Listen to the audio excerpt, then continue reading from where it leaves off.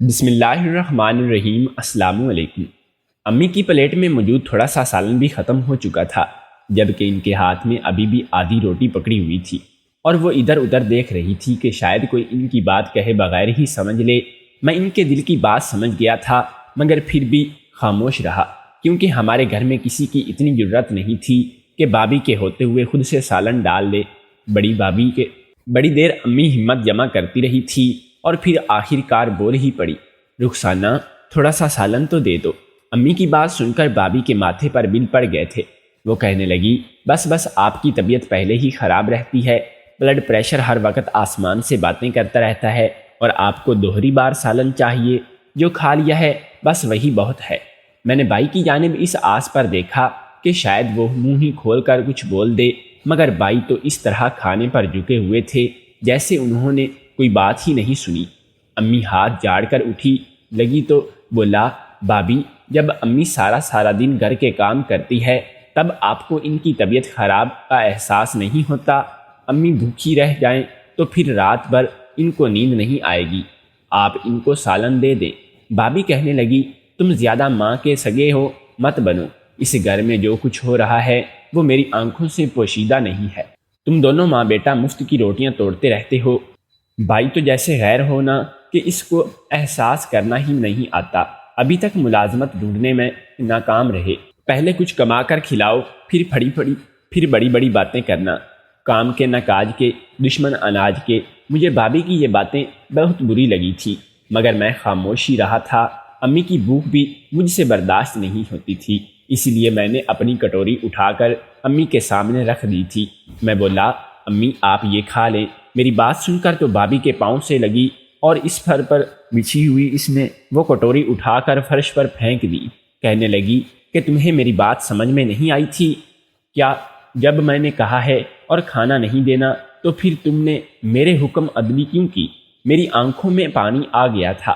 میں بولا، بابی آپ میں تو انسانیت نام کی چیز ہی نہیں ہے۔ یہ بات سن کر بابی نے بلند آواز میں رونا شروع کر دیا تھا۔ وہ کہنے لگی، یہ دیکھو اجمل، اپنے بھائی کی باتیں سنو، یہ میرے ساتھ بدتمیزی کر رہا ہے۔ بائی نے مجھے گھور کر دیکھا تھا اور کہنے لگے کہ اپنی بابی سے معافی مانگو۔ میں بولا، بائی جب تک بابی امی کے ساتھ ناانصافی کر رہی تھی تب تک تو آپ بالکل گونگے بہرے بن کر بیٹھے ہوئے تھے، اور اب اچانک سے آپ کا احساس ہو گیا ہے کہ کچھ غلط ہو رہا ہے۔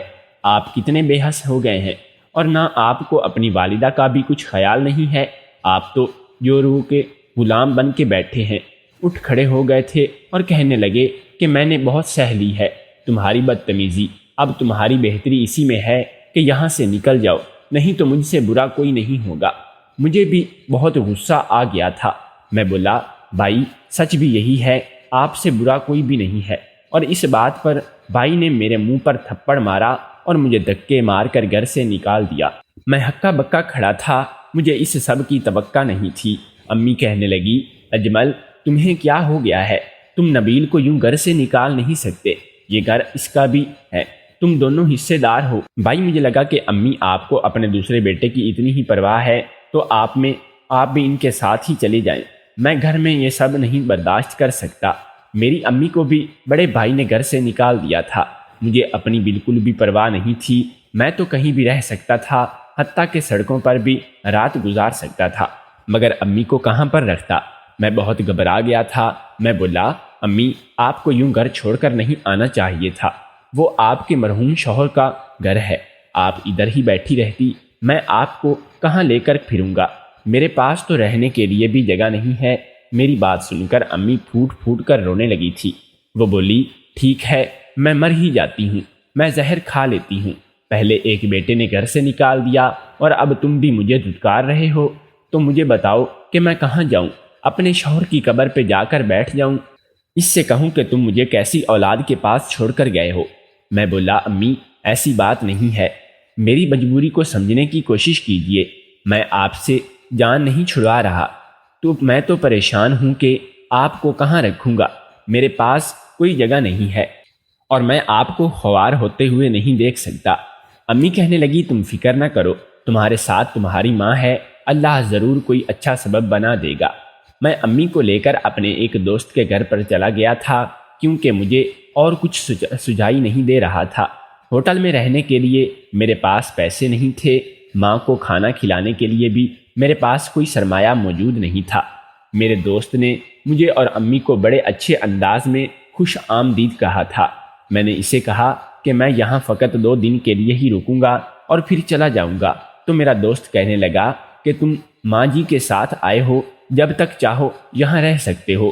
مجھے علم تھا کہ میرا دوست بھی میری طرح ہی ہے، وہ بھی اپنے والدین کے پیسے پر پل رہا تھا اور وہ بھی ہمارا خرچہ برداشت نہیں کر سکتا تھا، اور پھر میں کسی پر بوجھ بھی نہیں بننا چاہتا تھا، اس لیے میں امی کو وہیں چھوڑ کر خود نوکری کی تلاش میں نکل پڑا تھا۔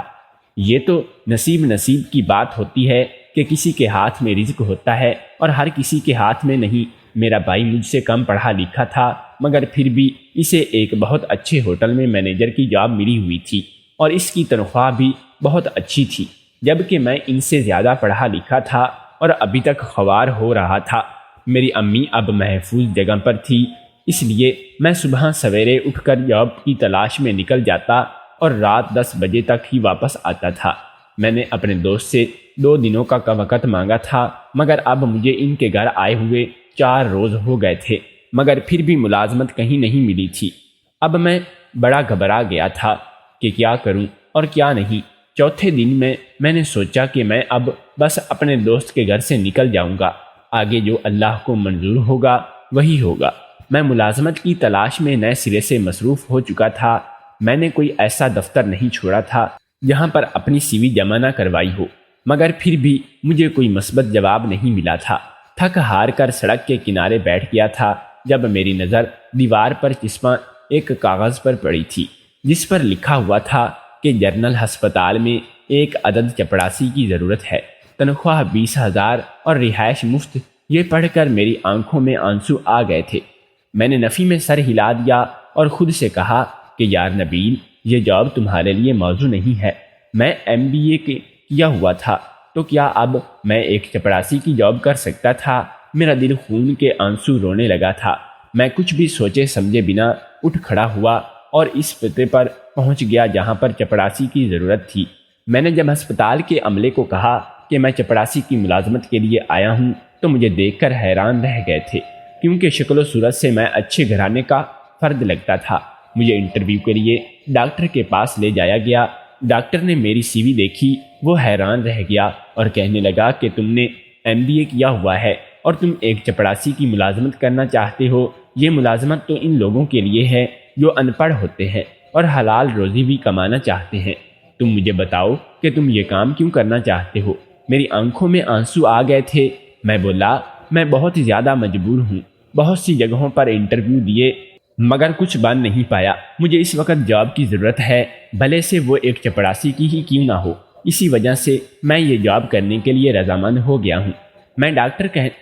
ڈاکٹر کہنے لگا کہ اگر ایسی ہی بات ہے تو میں تمہیں یہ ملازمت دے دیتا ہوں۔ ڈاکٹر نے مجھے چپڑاسی کی ملازمت دے دی تھی۔ ہسپتال کے عقب میں بنے فلیٹس میں سے ایک چھوٹا سا فلیٹ مجھے بھی دے دیا۔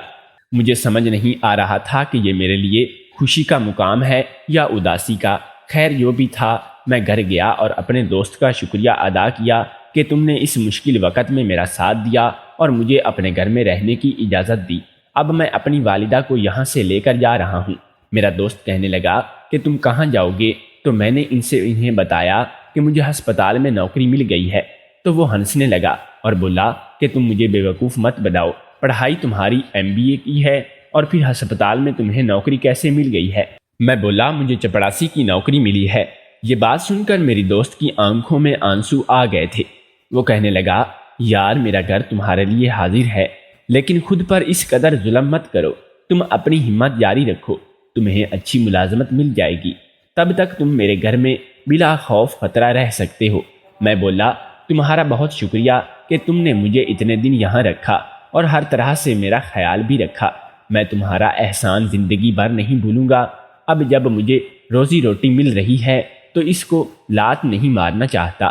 میرے دوست نے مجھے بہت روکا مگر میں نہ رکا اور امی کو لے کر ہسپتال کے عقب میں شفٹ ہو گیا۔ امی کہنے لگی کہ تمہیں کیسی نوکری ملی ہے نبیل؟ تو میں نے کہا کہ امی، میں دفتر کے اندر بیٹھ کر کمپیوٹر پر حساب کیا کروں گا، یہ بات سن کر میری امی بڑی خوش ہو گئی تھی۔ اب میں اپنی ماں سے سچ تو نہیں کہہ سکتا تھا، نہیں تو وہ ٹینشن لے لیتی اور ان کا بلڈ پریشر ہائی ہو جاتا میرا۔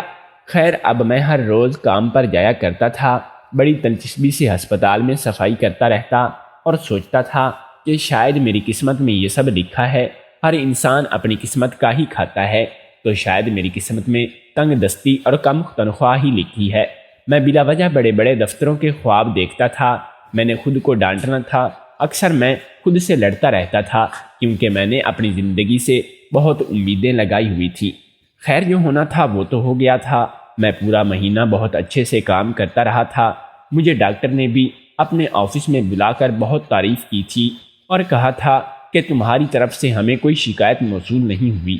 پھر ڈاکٹر نے مجھے کہا کہ میں نے اپنے ایک دوست کو تمہاری سی وی دکھائی ہے، وہ دیکھے گا کہ وہ تمہارے لیے کچھ کر سکتا ہے یا نہیں، مجھے امید ہے کہ وہ تمہیں کہیں نہ کہیں اچھی جاب پر لگوا دے گا۔ یہ بات سن کر تو میری خوشی کی انتہا نہ رہی تھی۔ میں بولا ڈاکٹر صاحب اگر ایسا ہو گیا تو میں آپ کا احسان زندگی بھر نہیں بھولوں گا، میں آپ کو جو ساری عمر دعائیں دیتا رہوں گا۔ ڈاکٹر مسکرا دیا، اس نے میرے ہاتھ پر 20,000 روپے رکھ دیے تھے۔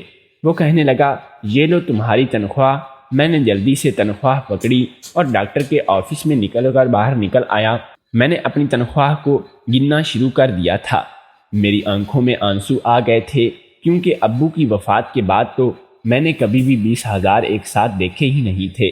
میں تو 500 روپے کے نوٹ کو دیکھنے کے لیے ترس کر رہ گیا تھا۔ میں بار بار گن رہا تھا اور سوچ رہا تھا کہ سب سے پہلے میں گھر میں راشن ڈلواؤں گا، اور پھر کیونکہ کھانے پینے کے سامان کی بڑی قلت ہو چکی تھی، میں اپنی امی کو بہترین کھانا کھلانے سے قاصر رہا تھا۔ کم از کم بھائی کے گھر اتنا تو تھا کہ امی کو 2 وقت کی روٹی مل جاتی تھی۔ خیر میں وہ پیسے جیب میں ڈالنے ہی لگا تھا کہ اچانک میرے سامنے ایک عورت آ کھڑی ہو گئی۔ اس نے دونوں ہاتھ میرے سامنے جوڑ دیے تھے۔ وہ کہنے لگی کہ خدا کے لیے میری مدد کرو۔ وہ بنا آواز کے رکے رو رہی تھی، اس کی آنکھوں میں آنسو گرتے چلے جا رہے تھے۔ میں بولا کیا ہوا ہے؟ تو وہ کہنے لگی کہ کل میرے بیٹے کا ایکسیڈنٹ ہو گیا تھا، موٹر سائیکل تیز رفتار سے چلا رہا تھا، میرے بیٹے نے تو یہ بھی نہیں سوچا کہ اگر اسے کچھ ہو گیا تو میں کیا کروں گی، اس نے میری پرواہ نہیں کی، اب وہ ICU میں پڑا ہے، اس کے آپریشن کے لیے مجھے پیسوں کی ضرورت ہے اور میرے پاس کچھ بھی نہیں ہے، میرے ہاتھ خالی ہیں۔ اگر میں یہ کہوں کہ اللہ کے بعد اگر کوئی میرے بچے کو زندہ بچا سکتا ہے تو وہ پیسے ہیں، اگر پیسے ہوئے تو ڈاکٹر اس کا آپریشن کریں گے، نہیں تو وہ میرے بچے کو ڈسچارج کر دیں گے، مجھے تھوڑے سے پیسے دے دو تاکہ میرے بچے کی جان بچ سکے۔ اس عورت کے چہرے پر اس قدر بے بسی تھی کہ دیکھ کر میرا بھی دل بجھ گیا تھا۔ میں نے کچھ بھی سوچے سمجھے بنا ہی 20,000 روپے اس عورت کے ہاتھ پر رکھ دیے تھے۔ میں بولا میں دعا کروں گا کہ اللہ آپ کے بچے کو لمبی زندگی دے اور آپ کو اولاد کا غم نہ دکھائے۔ وہ عورت مجھے دعائیں دیتی ہوئی آگے بڑھ گئی اور اب کسی دوسرے شخص کے سامنے ہاتھ جوڑ کر اپنے بچے کے لیے پیسے مانگ رہی تھی۔ اس لمحے میرے دل میں آیا کہ کاش میرے پاس اتنا پیسہ ہوتا کہ میں اس عورت کی مدد کر دیتا۔ پھر میں نے سوچا کہ میں خود ہسپتال کے عملے سے اس عورت کے لیے پیسے مانگتا ہوں۔ میں جلدی سینئر ڈاکٹر کے پاس گیا اور ایک سے پیسے کی اپیل کی تھی۔ کسی نے مجھے 10,000 روپے دیے تو کسی نے 20,000 روپے دیے، میرے ہاتھ پر رکھ دیے تھے۔ میں بے انتہا خوش ہو گیا تھا کہ چلو ان پیسوں کو جب میں اس عورت کے ہاتھ پر رکھوں گا تو وہ خوش ہو جائے گی۔ میں نے تقریباً 60,000 روپے یوں ہی جمع کر لیے تھے۔ میں نے اس عورت کو ہسپتال میں ڈھونڈا، وہ پیسے اسے تھما دیے اور بولا کہ میں نے ہسپتال کے دوسرے عملے سے بھی پیسے اکٹھے کر لیے ہیں، اب آپ یہ ڈاکٹر کو تھما دیں تاکہ آپ کے بچے کی ٹریٹمنٹ شروع ہو جائے اور باقی کے پیسوں کا انتظام بھی اللہ کر دے گا۔ وہ عورت جلدی سے آگے بڑھی اور میرے ہاتھ چومنے لگی، کہنے لگی کہ اللہ تمہیں اس کے بدلے عظیم اجر عطا کرے گا، اللہ تمہیں کروڑ پتی بنا دے گا۔ اس عورت کی دعا سن کر میں ہنس دیا تھا اور آگے بڑھ گیا تھا۔ کروڑ پتی بننا میری قسمت میں نہیں تھا، مگر مجھے تو اب یہی لگتا تھا کہ وہ وقت ڈنگ کی روٹی بھی کھانا بھی میرے نصیب میں نہیں ہے، کیونکہ آج جو مجھے تنخواہ ملی تھی وہ بھی میں نے اس عورت کو دے دی تھی، اور ہمارے گھر میں تو راشن نام کی کوئی چیز ہی نہیں تھی۔ میں گھر گیا تو امی میرے انتظار میں بیٹھی ہوئی تھی اور کہنے لگی کہ بیٹا کیا لے کر آئے ہو؟ تو میرے گندے شرم سے جھک گئے تھے، مگر میں نے امی کو جھوٹی تسلی دی اور بولا کہ امی مجھے تنخواہ آج نہیں ملی، کل مل جائے گی، آپ پریشان نہ ہوں۔ امی نے میری طرف دیکھا اور پھر سوکھی روٹی اچار کے ساتھ کھانے لگی تھی۔ امی کے لیے اچار اچھا نہیں تھا کیونکہ ان کے بلڈ پریشر کا مسئلہ تھا۔ میرا دل ٹوٹ گیا تھا مگر میں کیا کر سکتا تھا۔ خیر میں کھانا کھائے بغیر ہی بستر پر لیٹ گیا۔ امی کہنے لگی کہ کچھ تو کھا لو۔ میں نے کہا نہیں، مجھے بھوک نہیں ہے۔ امی جانتی تھی کہ میں پریشان ہوں۔ امی کہنے لگی بیٹا فکر نہ کرو، اللہ ہمیں بہت کچھ دے گا، تم کھانا کھا لو۔ میں بولا امی یہ مجھے جھوٹی تسلیاں نہ دیا کریں، اللہ ہمیں کچھ نہیں دے گا، ہم دونوں یوں ہی زندگی بھر گزار دیں گے۔ امی نے میرے سر پر چپٹ ماری اور کہنے لگی کہ آج کے بعد میرے سامنے مایوسی کی باتیں مت کرنا، اللہ کے ہاتھ میں سب کچھ ہے اور وہ جسے چاہے عطا کرے اور جسے چاہے چھین لے۔ امی ابھی باتیں ہی کر رہی تھی کہ ہمارے گھر کے دروازے پر دستک ہوئی تھی۔ میں نے دروازہ کھولا تو سامنے دو آدمی کھڑے تھے۔ انہوں نے 3 پیس سوٹ پہنے ہوئے تھے، آنکھوں پر سیاہ اینکیں لگی ہوئی تھی اور کلائی میں گڑیاں مہنگی مہنگی پہنی ہوئی تھی۔ ساتھ ان کے ایک بہت بڑی گاڑی کھڑی تھی۔ بولا میں آپ کو جانتا نہیں ہوں۔ وہ کہنے لگے کہ فکر نہ کرو، آپ ہمیں نہیں جانتے، مگر مسٹر نبیل ہم آپ کو بہت اچھے طریقے سے جانتے ہیں۔ آپ یہ چابیاں پکڑ لیں اور یہ کاغذ تھام لیں۔ میں بولا آپ مجھے یہ کاغذ اور چابیاں کیوں دے رہے ہیں؟ تو وہ کہنے لگا کہ یہ آپ کے لیے ایک سرپرائز ہے۔ آپ اس طرح کریں کہ گھر جا کر آرام سے صوفے پر بیٹھ کر اس خط کو پڑھیے گا، نہیں تو چکرا کر گر جائیں گے۔ میں نے یہ بات سن کر حیران ہوا تھا کہ وہ بد دلی سے وہ کاغذ تھام لیا اور میرا دل خوف سے تھر تھر کانپ رہا تھا۔ میں نے سنا تھا کہ امیر لوگ اچھے نہیں ہوتے، پتہ نہیں یہ لوگ مجھے کاغذ دینے کیوں آئے تھے، یہ مجھ سے کیا چاہتے تھے۔ میں نے سوچا کہ شاید یہ آدمی میری بربادی کا سبب بننے والے ہیں۔ میں کمرے میں آیا تو امی بولی بیٹا کون تھے دروازے پر؟ میں چپ ہی رہا۔ امی نے میرے ہاتھ میں وہ کاغذ دیکھا تو کہنے لگی کہ یہ کیا ہے؟ میں بولا امی 2 انجان آدمی مجھے یہ تھما کر گئے ہیں، مجھے تو خود اس بات کا پتہ نہیں کہ یہ کیا ہے۔ امی کہنے لگی اچھا کھول کر تو دیکھنا اس کاغذ کو، اس میں کیا لکھا ہوا ہے۔ میں بولا امی ابھی کھولتا ہوں، مگر سچ تو یہ تھا کہ میری ہمت ہی نہیں ہو رہی تھی۔ خیر میں نے کاغذ کھولا، اس پر لکھا ہوا تھا کہ مسٹر نبیل میں نے آج تمہیں جنرل ہسپتال میں دیکھا تھا، تم ایک چپڑاسی کی حیثیت سے مسٹر نبیل میں نے آج تمہیں جنرل ہسپتال میں دیکھا تھا، تم ایک چپڑاسی کی حیثیت سے ملازمت کر رہے ہو، مگر تم نے آج تنخواہ ملتے ہی ایک غریب عورت کی مدد کی اور پھر باقی سٹاف سے بھی اس عورت کی مدد کے لیے ہاتھ پھیلائے۔ میں نے یہ سب کچھ دیکھا تو میں بہت متاثر ہو گیا۔ میں نے سوچا کہ تمہارے بارے میں معلومات حاصل کرنی چاہیے۔ مجھے پتہ چلا کہ تم ایک پڑھے لکھے نوجوان ہو، مگر تمہارے بھائی نے تمہیں گھر سے نکال دیا ہے اور ایک چپڑاسی کی نوکری کر رہے ہو۔ کل شام تم اس پتے پر پہنچ جانا، تمہارے لیے ایک بہت بڑا سرپرائز ہے اور تب ہی تمہیں پتہ چلے گا کہ یہ چابیاں کس چیز کی ہیں۔ میں نے خط پڑھا تو میں گہری سوچ میں ڈوب گیا تھا۔ مجھے اس طرح بلانے والا کون ہو سکتا ہے؟ مجھے خوف بھی آ رہا تھا کیونکہ آج کل تو فراڈ بہت عام ہو چکے ہیں، لوگ تو ہم جیسے غریبوں کو بھی لوٹنے سے باز نہیں آتے۔ امی کہنے لگی نبیل خط میں ایسا کیا لکھا ہوا ہے کہ تم اسے پڑھ کر ایک دم سے پریشان ہو گئے ہو؟ میں نے سارا خط من امن امی کو پڑھ کر سنایا تو امی بھی گھبرا گئی تھی۔ وہ کہنے لگی نہیں نبیل، تمہیں کوئی ضرورت نہیں ہے کسی جگہ پر جانے کی، چپ چاپ اپنی ملازمت کرتے رہو۔ میں نے سر ہلا دیا تو امی کہنے لگی اچھا تو آج تمہیں تنخواہ مل گئی تھی لیکن تم نے وہ ایک عورت کو دے دی۔ میں امی کی بات سن کر ڈر گیا تھا، مگر امی نے میرا ماتھا چوم لیا اور کہنے لگی کہ مجھے اپنے بیٹے پر فخر ہے نبیل، انجم تم نے مجھے پرسکون کر دیا ہے۔ میں ہمیشہ یہی سمجھتی تھی کہ شاید میری تربیت میں ہی کوئی کمی رہ گئی ہے جو اجمل نے میرے ساتھ اس طرح کیا۔ میں تم لوگوں کو اچھے برے کی تمیز سکھا ہی نہیں سکی، مگر آج مجھے پتہ چلا کہ تم نے ایک غریب عورت کی مدد کی ہے تو مجھے اس بات کی تسلی ہو گئی کہ میری تربیت میں کمی نہیں ہے۔ یہ تو اجمل اور اس کی بیوی کی نیت ہی ایسی ہے، شکر ہے اللہ کا تم نے مجھے زندگی میں ایسا دن دکھایا کہ میں نے امی کی باتیں سنی تو مسکرا دیا تھا۔ خیر صبح میں اپنے کام پر چلا گیا تھا۔ میرا ارادہ نہیں تھا کہ میں اپنے پتے پر جاتا، کیونکہ مجھے خوف تھا کہ اگر ان لوگوں نے میرے ساتھ فراڈ کرنے کی کوشش کی تو میں کیا کروں گا۔ میں آدھا دن صفائی کرتا رہا تھا، مگر میرا دھیان بار بار اسی خط کی جانب جا رہا تھا۔ میں نے سوچا کہ کیا پتہ میں وہاں پر جاؤں تو مجھے سچ میں کوئی سرپرائز مل جائے، ضروری تو نہیں کہ ہر کسی کے ساتھ فراڈ ہی ہو۔ میں نے بڑی ہی ہمت سے اس پتے پر پہنچ گیا۔ وہاں جا کر دیکھا تو ایک بہت ہی بڑا ریسٹورنٹ تھا۔ میں اس میں داخل ہو گیا۔ چوکیدار کہنے لگا کہ آپ کا نام کیا ہے؟ میں بولا میرا نام نبیل ہے۔ تو وہ کہنے لگا اچھا وہ جنرل ہسپتال والا؟ تو میں نے جلدی سے سر ہلا دیا۔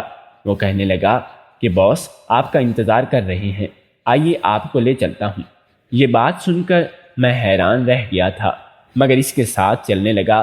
آگے جا کر اس نے مجھے ایک سیکرٹری کے حوالے سے دبا کر دیا تھا اور بولا کہ اسے باس کے پاس لے جائیں۔ وہ سیکرٹری مجھے باس کے کمرے میں لے گئی اور کمرہ اے سی کے ساتھ بن چکا تھا۔ اتنا ٹھنڈا کمرہ کہ میری ریڑھ کی ہڈی میں سنسنی ہونے لگی تھی۔ وہ آدمی کہنے لگا کہ تم مجھے جانتے نہیں ہو، اسی لیے میں اپنا تعارف کروا دیتا ہوں۔ میرا نام سیٹھ عمیر ہے، میں اس ریسٹورنٹ کا مالک ہوں۔ میں یہ ریسٹورنٹ تمہارے نام کرنا چاہتا ہوں۔ میں حیران رہ گیا تھا اور بولا کہ آپ یہ میرے ساتھ کیسا مذاق کر رہے ہیں؟ تو وہ یہ کہنے لگا کہ میں تمہارے ساتھ مذاق نہیں کر رہا، مجھے تم اچھے لگے ہو، تمہاری نیکی مجھے بھلی لگی ہے، اس لیے میں تمہیں یہ سب دے رہا ہوں۔ میں ہکا بکا رہ گیا تھا۔ وہ بولا کہ اس کی وجہ یہ ہے۔ وہ کہنے لگا کہ میرے ساتھ آج سے چند برس پہلے ہی یہی واقعہ ہوا تھا جو تمہارے ساتھ اور تمہاری والدہ کے ساتھ ہوا ہے۔ میں کینسر کا مریض ہوں، اپنے 4 بیٹوں کے ساتھ رہتا تھا، مگر چاروں نے میری ذمہ داری قبول کرنے سے انکار کر دیا تھا۔ وہ چاروں اپنی بیویوں کے اشاروں پر ناچ رہے تھے۔ میرے پاس اپنے علاج کے لیے نہ پیسہ لگا تھا کہ اب موت کے میرے سر پر آن کھڑی تھی۔ میں اولڈ ہوم میں چلا گیا تھا، تب مجھے پتہ چلا کہ ایک دن مجھ سے ایک ویٹرن ملنے آیا تھا۔ میں اس کے پاس گیا تو اس نے اس ریسٹورنٹ کی چابی میرے حوالے کر دی تھی کہ میں حیران رہ گیا اور بولا کہ آپ ایسا کیوں کر رہے ہیں؟ تو وہ کہنے لگا کہ یہ پراپرٹی آپ کے والد صاحب کے نام پر نکلی ہے، اس لیے یہ آپ کے حوالے کر رہے ہیں۔ میں یہ بات سن کر حیران رہ گیا تھا، کیونکہ میری بات پہ نام پر تو ایسی کوئی بھی پراپرٹی نہیں تھی۔ خیر میں نے پتہ لگایا تو یہ بات سامنے آئی کہ یہ ریسٹورنٹ میرے والد صاحب نے ان کی شادی سے پہلے ہی دھوکے سے قبض کر لیا تھا، اور اب جو اس کا نیا مالک بنا تھا اسے پتہ چل گیا تھا کہ یہ دھوکہ دہی ہے، ان کے پاس آیا اور اس نے یہ ریسٹورنٹ مجھے واپس کرنے کا سوچا تھا۔ تو میں یہ سب دیکھ کر حیران رہ گیا۔ اللہ کی طرف سے میرے لیے مدد تھی۔ میں نے اس ریسٹورنٹ کو چلانا شروع کر دیا، خوب محنت کی۔ دیکھو یہ ترقی کی منزلیں طے کرتا ہوا کہاں تک پہنچ گیا۔ میں نے اپنا علاج کروایا اور صحت یاب ہو گیا، مگر وہ کہتے ہیں نا کہ ہر انسان کا انجام موت ہے۔ مجھے بھی اب لگنے لگا تھا کہ یہ زندگی کے دن پورے ہو چکے ہیں اور اب موت میری منتظر ہے۔ اسی لیے میں چاہتا تھا کہ یہ ریسٹورنٹ کسی ایسے نوجوان کے ہاتھ میں چلا جائے جو دوسروں کا فائدہ کرتا رہے۔ میں نے تمہیں دیکھا تھا، ہسپتال میں تم نے ایک عورت کا بھلا کیا تھا، جبکہ تمہارے پاس اس وقت آمدنی فقط 20,000 تھی۔ میں یہ سوچنے لگا کہ اگر تم اتنے سے پیسے بھی کسی کی مدد کر سکتے ہو تو جب تمہارے پاس زیادہ آ جائے گا تو تم کتنے لوگوں کی مدد کرو گے۔ اور پھر میں بھی اپنی پراپرٹی اپنے بیٹوں کے نام پر نہیں کرنا چاہتا، جنہوں نے مجھ کو دھتکار دیا تھا۔ اسی لیے میں نے تمہارے نام کر کے جا رہا ہوں اور امید کرتا ہوں کہ تم لوگوں کے ساتھ بھلا کرتے رہو گے، اس کا ثواب تمہیں بھی ملے گا اور مجھے بھی۔ یہ باتیں سن کر مجھے پر لرزہ طاری ہو گیا تھا۔ میں نے تو کبھی خواب میں بھی سوچا نہیں تھا میری چھوٹی سی نیکی کے میرے لیے رزق کے اتنے دروازے کر دے گی کہ میں نے سوچا بھی نہیں تھا۔ شاید اسی لیے ہمیں صدقہ خیرات کرنے کا حکم دیا گیا ہے۔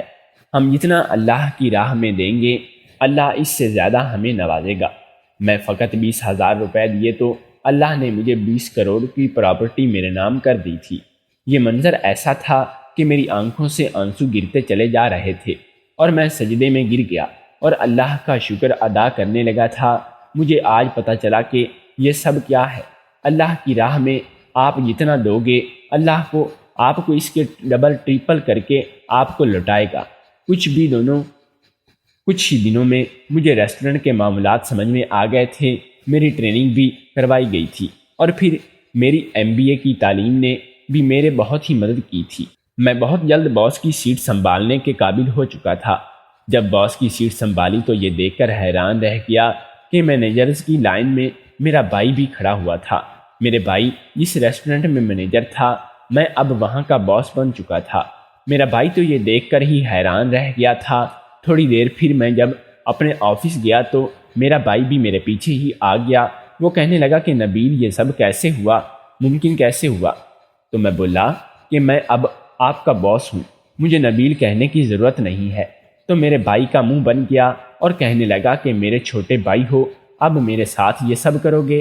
تمہیں چاہیے کہ مجھے فیور کرو اور پرانی باتوں کو دل سے بھلا دو۔ میں بولا کہ آپ کے منہ سے آج کے بعد ایسی کوئی بات نہ سنوں، نہیں تو میں آپ کو اس جاب سے نکال دوں گا۔ میری بات سن کر بھائی گھبرا گیا تھا، وہ میرے آفس سے نکل گیا تھا۔ میں نے سوچا کہ اللہ کے کام ہیں یہ سارے، جو کہ کوئی بھی آپ پر حکمرانی کرنا چاہتا ہے وہ ایک دم سے آپ کے پیروں میں بھی گرنے کو تیار ہو جاتا ہے۔ میں نے اپنی زندگی سے یہ سبق سیکھا ہے کہ کبھی بھی اپنی مٹھی کو روک کر نہیں رکھنا چاہیے۔ جس قدر ممکن ہو سکے اللہ کے بندوں کی مدد کرنی چاہیے۔ ہم زمین میں لوگوں سے مہربانی کریں گے تو اللہ آسمان پر بیٹھنے والا ہم پر رحم کرے گا۔ میں نے جب سے ریسٹورنٹ کا چارج سنبھالا تھا، میں نے بہت سے غریب گھرانوں میں راشن دینا شروع کر دیا تھا، اور بھی بہت سی فلاحی کام کر رہا ہوں۔ ضروری نہیں کہ انسان کے پاس بہت ہو تو وہ دوسرے کی مدد کرے، ہم بہت تھوڑے سے بھی دوسروں کی مدد کر سکتے ہیں۔ اگر آپ کو ہماری کہانی پسند آئی ہو تو ہمارے چینل کو سبسکرائب کریں اور اپنے دوستوں کے ساتھ شیئر ضرور کریں۔ ملتے ہیں ایک نئی ویڈیو کے ساتھ، کل تک کے لیے ہمیں اجازت دیجیے۔ اللہ حافظ۔